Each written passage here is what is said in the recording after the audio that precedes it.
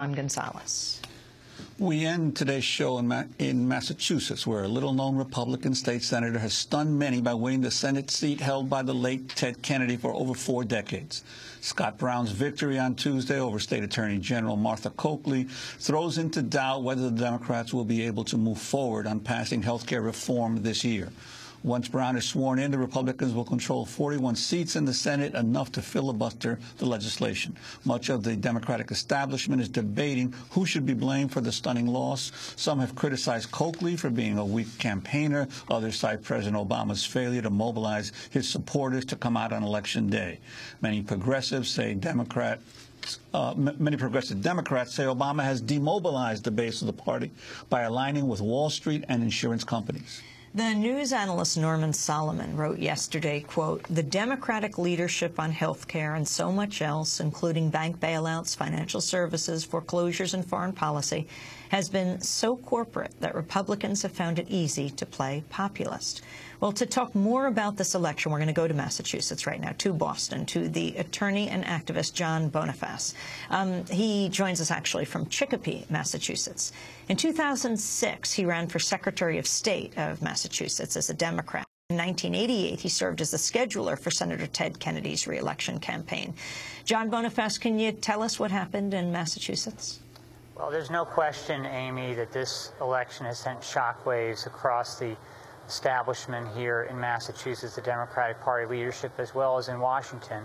And the fact is that Scott Brown, the Republican candidate, was able to ride a wave of populist anger against the status quo, a wave that was misdirected toward him because the Democratic candidate, Martha Coakley, did not stand on progressive principles, nor was able to run on a platform, both from Washington as well as from Massachusetts, that matched where people need to be. I completely agree with Norman Solomon on this. The Democratic Party needs to stand on principle. It needs to return to basic principles of FDR, return to getting people back to work, focusing on Main Street, not Wall Street, and ensuring that it's standing up to corporate America. And instead, unfortunately, too many of the policies appear more and more to being aligned with Wall Street, and that hurt the Democratic campaign here.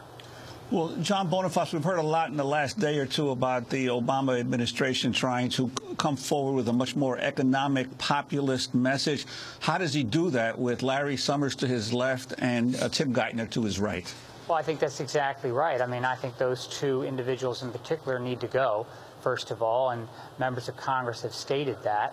And I think it's time that there be a dramatic shift in the Obama administration if it's going to make for a competitive environment in 2010.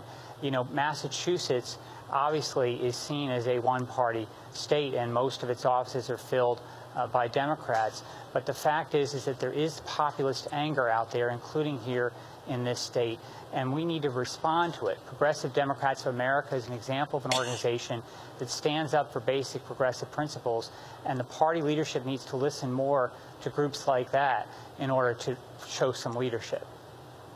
We're talking to John Bonifaz, who is an attorney in Massachusetts. Let's talk about health care in Massachusetts, because it's often talked about as a model for the country. People in Massachusetts may understand what is being proposed more than most others in the country. How did that play in here? Well, this has to be remembered. This is a plan that mandates that people buy insurance, but doesn't provide the kind of strong public option that has been pushed for in Washington. And so at the end of the day, this is a plan that, while I think it has key principles for advancing reform, ultimately is not real reform in the way that we need it. We need to take on the insurance industry and the healthcare industry and their lobbies and demonstrate that healthcare is a right, a human right, not a business for profit. And the moment we continue to go down the road of privatizing healthcare further, which is what this plan does here in Massachusetts, is when we lose people. We lose people understanding why should they be forced to buy insurance when they're not getting the kind of basic assistance they need. And to export that to the nation, for a lot of people, did not make sense. John, I wanted to turn to another subject. The Supreme Court has announced it will hold a special public session today at 10 a.m. There's speculation the court will issue its long-awaited decision in one of the most important campaign finance cases in years. The case is Citizens United versus Federal Election Commission. As a longtime advocate for campaign finance reform, can you talk more about the significance of this case? There's no question that this case is being closely watched by people around the country who care about the integrity of our elections and whether or not the right to vote will be upheld and people be able to have their voice heard in the political process. What this decision could do, according to the way the Supreme Court is moving it forward, is it could involve overturning century-old precedent that prohibits corporate money in our elections and would essentially allow corporations to spend billions and billions of dollars of their general treasury funds in our campaigns, drowning out political voices, ordinary citizens' political voices. And that is a complete danger to our democracy. It ought to be seen as a direct threat.